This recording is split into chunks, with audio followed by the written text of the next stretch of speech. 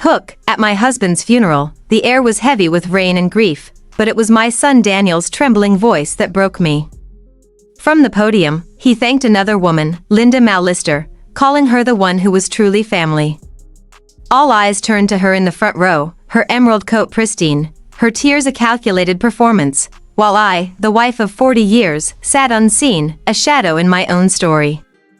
Whispers filled the chapel as Linda stood, her smile sharp with triumph.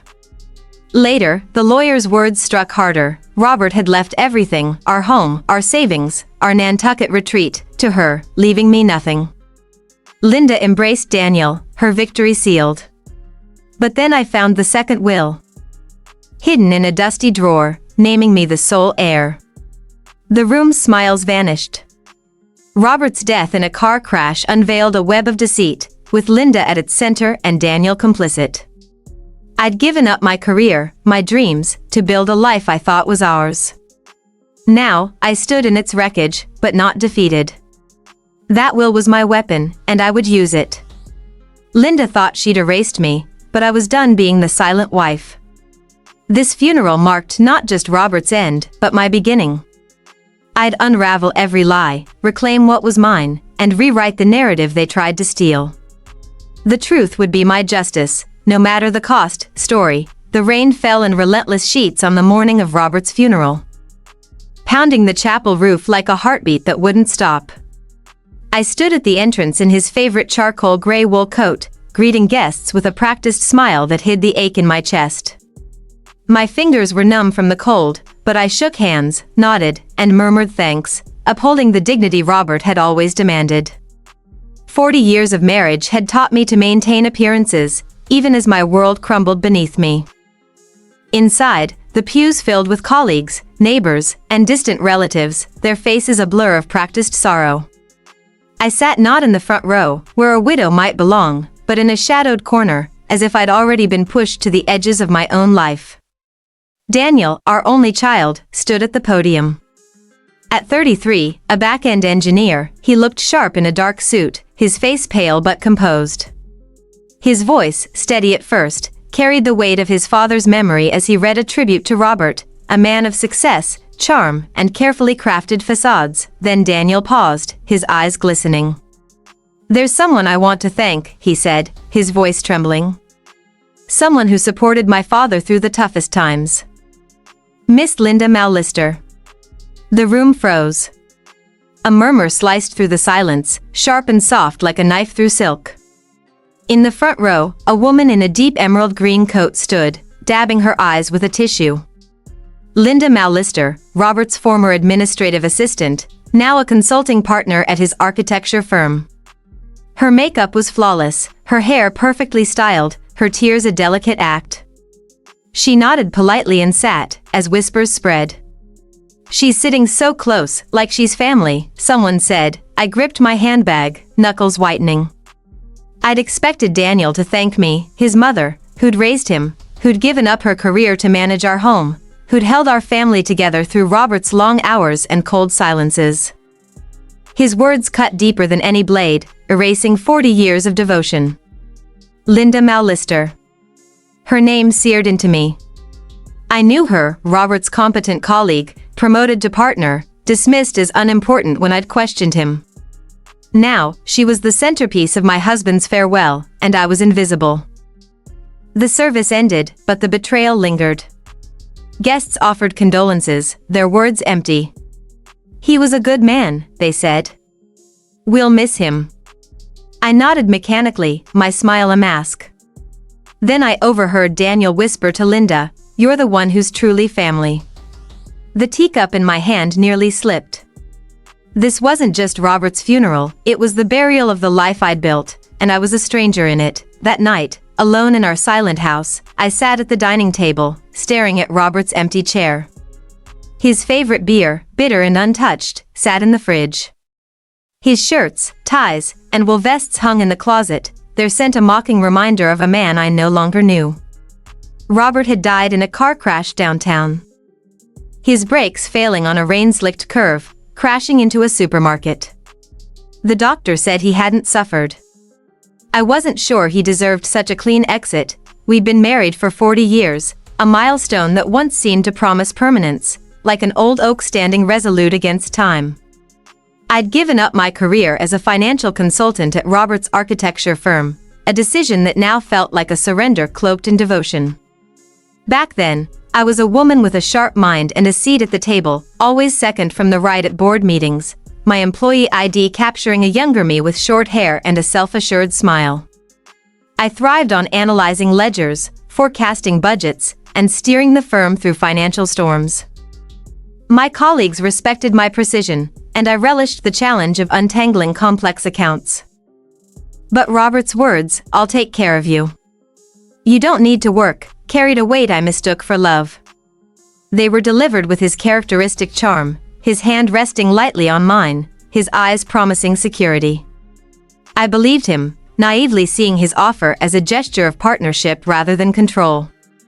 So, I stepped away, trading my briefcase for a life of domesticity, raising our son Daniel and tending to every corner of our home with the same meticulous care I'd once applied to financial statements. The sacrifice felt noble at first. I poured my energy into Daniel's upbringing, nursing him through asthma attacks, defending him from school bullies, sitting with him through teenage heartbreaks under starry skies. Our Somerville home became my domain, where I balanced our retirement budget to the penny, scheduled Robert's physicals, and selected his bathrobes with the same precision I'd once used to balance corporate books. I even dipped into my parents' savings to rescue Robert's firm during a cash crisis, a decision that left me with nothing but pride in our shared life. Robert, always preoccupied with appearances, relied on me to maintain the facade of a perfect family. I cooked through fevers, smiled through his cold silences, and believed our marriage was solid, like an old house weathered but standing. Yet, the cracks were there, subtle at first, his late nights at the office, his dismissive tone when I asked about work. His growing distance. I ignored them, chalking it up to the strains of a long marriage, convincing myself that my sacrifices were the mortar holding us together. Looking back, I see how my choice to leave my career was not just a personal loss but a relinquishment of power. Robert's promise of care came with strings, tying me to a life where my contributions were invisible, my identity reduced to wife and mother. I'd given up not just a job but a piece of myself, my independence, my voice in the professional world, my financial autonomy. The firm had been my stage, where I'd once commanded respect. Now, I was a background player in Robert's carefully curated life. His insistence that I didn't need to work wasn't love, it was a means to keep me dependent, ensuring I'd never question his authority or notice the life he was building elsewhere. I'd naively thought our marriage was a partnership, but it was a transaction, one where I gave up my ambitions to prop up his success, only to be erased when he chose another. The revelation of his betrayal, leaving everything to Linda Mallister, his mistress, in his will, exposed the true cost of my sacrifice. 40 years of devotion, of managing our home and raising Daniel, left me with nothing but a wrinkled coat and a cold dining table. I'd sold my mother's emerald ring to pay for Daniel's tuition, a sacrifice he dismissed as a debt I held over him. The realization that Robert had been funneling company funds to Linda for over a decade, buying her properties while I managed our budget, felt like a theft of my life's work. Yet, in that betrayal, I found clarity. The cracks I'd ignored had widened into a chasm, but they also revealed my strength. I wasn't just the silent wife who'd given up her career, I was Maggie Smith, the woman who'd once balanced corporate ledgers and could do so again. Armed with my old financial skills, I uncovered Robert's fraud, reclaimed my agency, and rewrote my story. The old house of our marriage had collapsed, but I was no longer buried in its rubble, I was building anew, on my own terms. The next morning, the lawyer's office smelled of ink and old wood. A faded print of the Constitution hung crookedly, and sunlight sliced the floor into thin strips. The lawyer, a man in his 50s with a slow, heavy voice, read Robert's will with detached calm. Pursuant to the will signed by Mr. Robert Des Smith 3 years ago, the majority of his assets, including the main residence in Somerville, the vacation property in Nantucket, and the remaining balance of his personal accounts, shall be inherited by Ms. Linda Mallister. The words hit like a fist. I wasn't just stunned, I felt erased, pushed off the stage of my own life.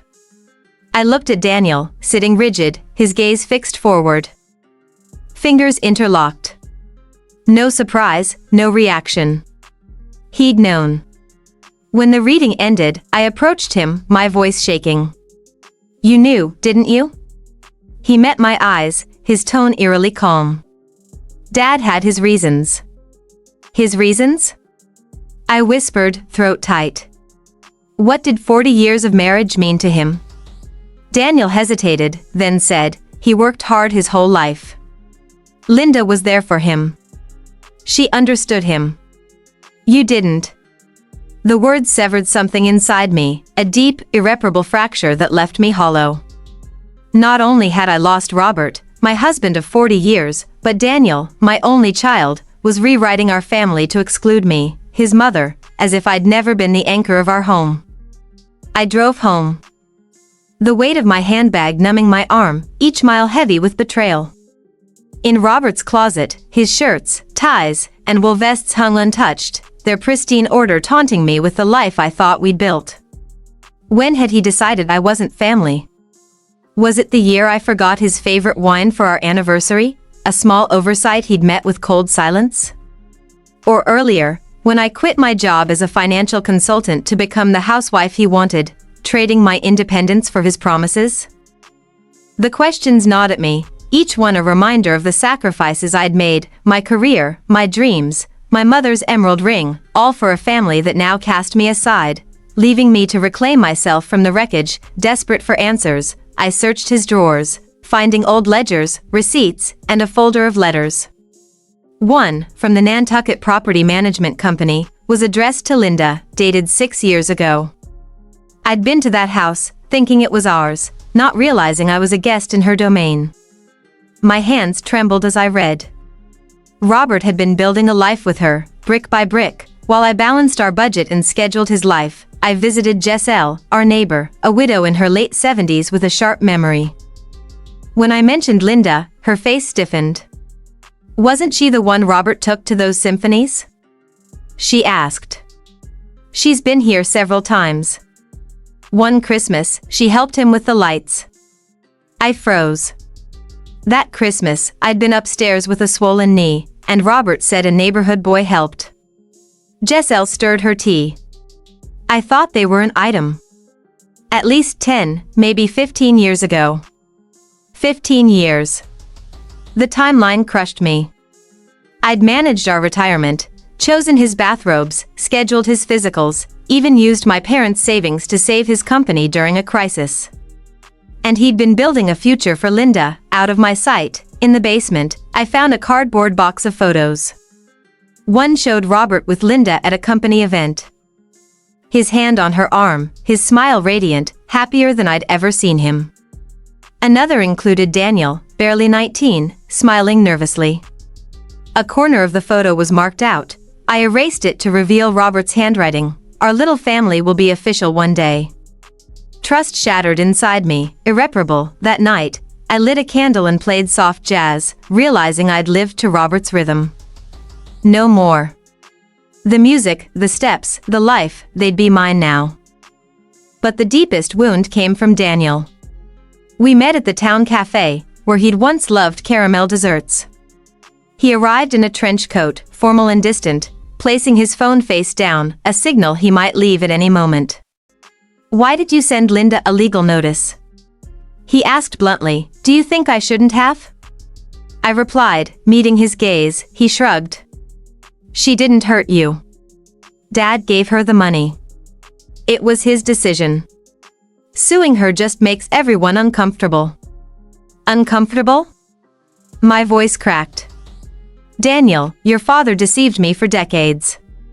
I gave up my career, my friends, my mother's emerald ring for your tuition. Do you know what that meant to me? He frowned, irritated. You always bring it up like I owe you something. The distance in his voice was colder than Robert's betrayal. Dad told me, he said, the happiest years of his life were with Linda. She respected him. You always questioned him. I questioned him because he stopped respecting me, I said, teeth gritted.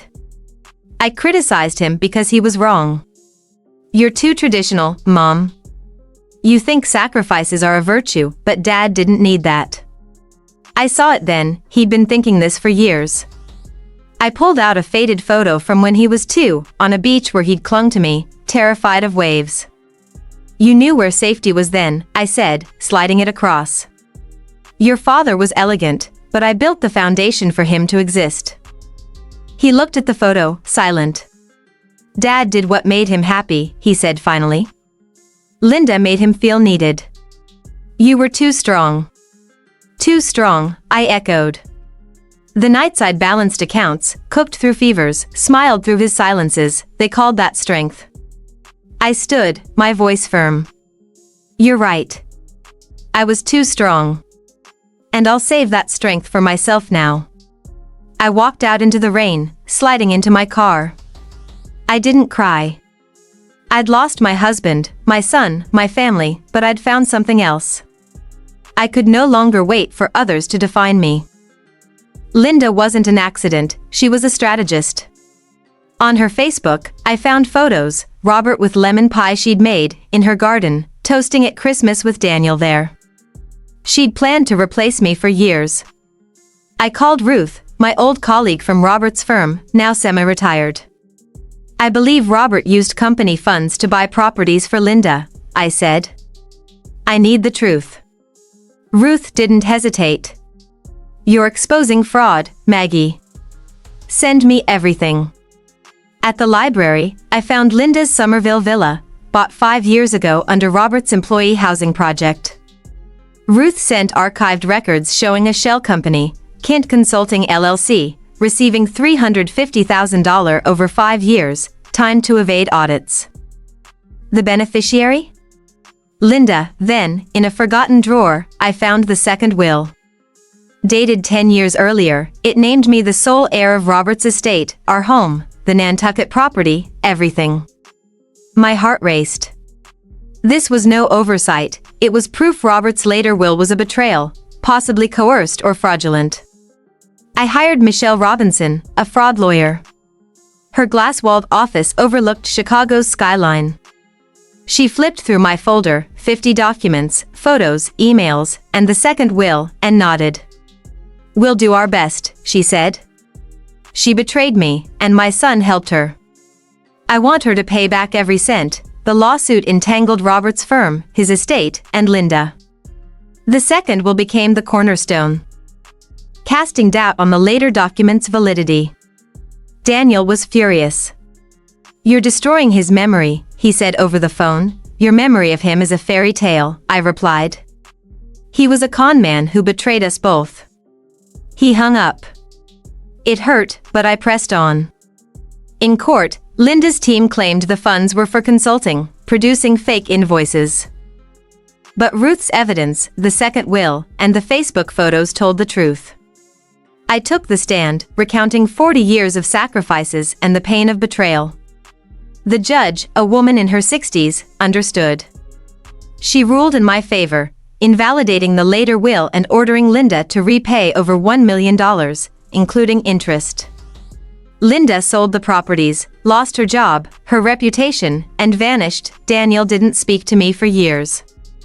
But when my father died, he called. At the funeral, we embraced, beginning to mend what was broken. "I was defending an illusion," he admitted, tears in his eyes. "Mom," he said, smiling, "when did you get so good at speeches?" "I always was," I replied. "You just weren't listening." We laughed, the sound echoing with healing. Later, I walked to the crabapple tree I'd planted 20 years ago.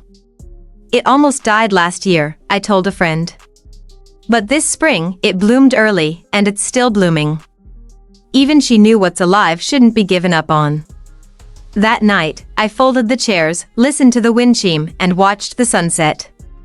I took off my heels, hung up my dress, and went to bed. I knew who I was, a survivor, a fighter. The truth had set me free, and I was ready to live for myself.